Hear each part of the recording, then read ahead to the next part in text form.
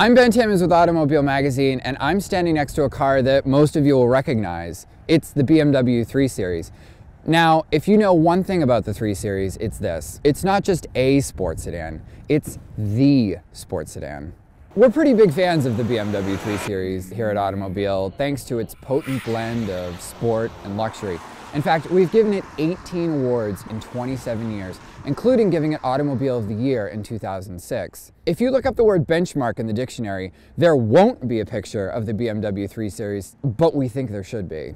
With the release of this new generation of 3 Series in 2011, we were obviously pretty excited to try a new one for a year, but we quickly ran into a serious question. See, this 3 Series is the first to come in a handful of lines or special trim levels that set up the car to your desires. There's the luxury line, which adds special styles of wood on the interior and conservative wheels on the outside. There's the sport line, which adds a stiffer suspension and racier wheels. Or go for the M Sport package, which adds a racy aero kit. And if none of those are to your liking, you can go for the modern line, which adds special interior and exterior colors.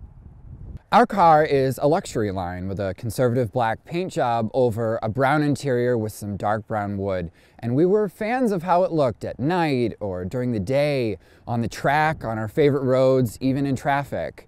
But the luxury line didn't win any fans when we got behind the wheel and wanted to drive the car like, well, a BMW 3 Series. See, the reason we chose the luxury line, aside from its looks, is we wanted the softer suspension, figuring that the sport line's firmer suspension would be unbearable on Michigan's bad roads. It was a lesson that we learned with our last generation 3 Series 4 Seasons tester back in 2006. This luxury line car is just too soft. The suspension is nice on long road trips, but on tight back roads, it just floats and wallows. And when we took it to the track, it just flopped. The steering is BMW's first attempt at putting electric assist instead of hydraulic in its cars. And it's valiant in that it should give us more MPGs, but it's just numb and distant. Unless you put it in sport mode, which is only a little bit better. The tires are eco-minded, low rolling resistance numbers, which again should give us more MPGs, but when we took them to the track, they just fell apart. Keep in mind, when those tires fall apart, it's $1,200 a set.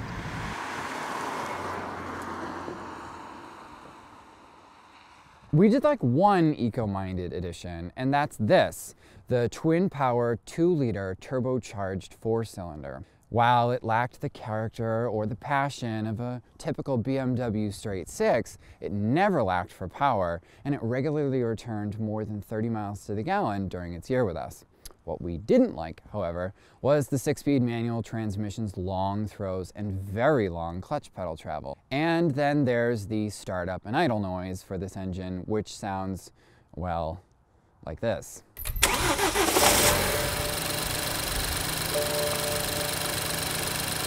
So maybe the 328i Luxury wasn't the sports sedan that we thought, but where it lacked in sportiness, it excelled in luxury and convenience. We loved the car's iDrive infotainment system, especially this big screen which can display music on one side and navigation on the other. We also liked its ability to search for points of interest via Google.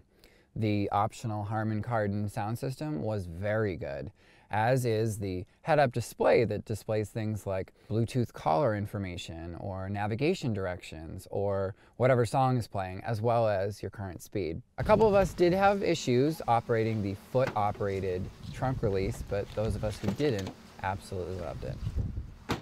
So we've arrived at a bit of a mixed verdict and a year-long oops. As it turns out, the new BMW 3 Series is only sporty if you check the options box marked Sport, and we checked the box marked Luxury. We admit that we're partially at fault here, but we made that decision because we thought that all BMW 3 Series would be fun to drive, regardless. While we enjoyed our year road tripping and commuting with this car, it ultimately wasn't as fun to drive as its predecessor, and that's a bit of a disappointment. For Automobile Magazine, I'm Ben Timmins.